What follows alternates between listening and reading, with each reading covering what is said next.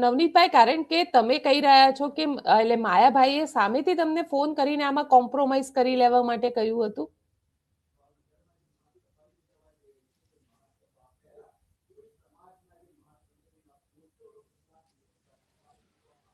બીજા ત્રીજા દિવસે જયારે મને ફોન 2-3 દિવસમાં આવી જાઓ, પછી આપણે કે બેઠક કરી લેશું. જે તમારા દીકરાની ભૂલ છે પહેલેથી જ સ્વીકારી લઈ.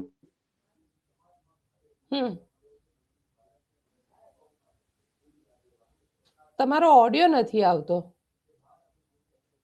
એમાં સમાધાનની ક્યાં વાત આવે? મેં કીધું મને કઈ સામાન્ય તો ઓલું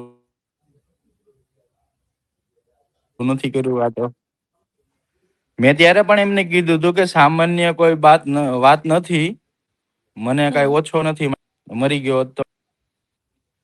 એવી અમારે વાત થઈ હતી એમની જોડે. એ ઓડિયો પણ તમારી પાસે રેકોર્ડિંગ છે? તમે એસઆઈટી ને આપ્યો છે? મેં એમને ફોટો પણ મારો પાડી. નહીં, એ ઓડિયો હશે તો હું જોઈ લઈશ. કદાચ મારા ફોનમાં જો રહ્યું છે તો હું જોઈ લઈશ જરા. એસઆઈટી ની સામે કારણ કે તમે આ ત્યારે વાત કીધી હોસ્પિટલ છે? હતો, ફોન મારા તોડી નાખ્યા હતા, એટલે બધા સાદા ફોનમાંથી હા વાત કરેલી છે લગભગ તો મેં.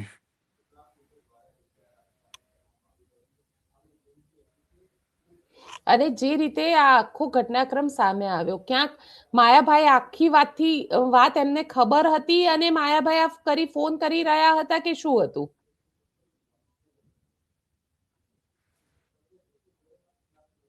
બેન, જો મારો છોકરો શું કરતો હોય, મારાથી શરૂઆત થાય તો મને તો કે ભાઈ મારા પપ્પાને આવું કીધું છે,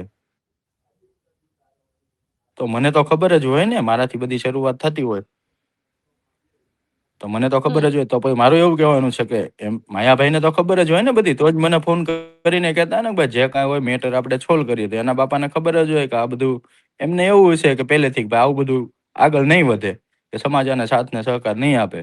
આપણે સાચા હતા, આપણને ન્યાય મળ્યો છે, એટલે સમાજ મારી જશે કે સાચું હતું એટલે.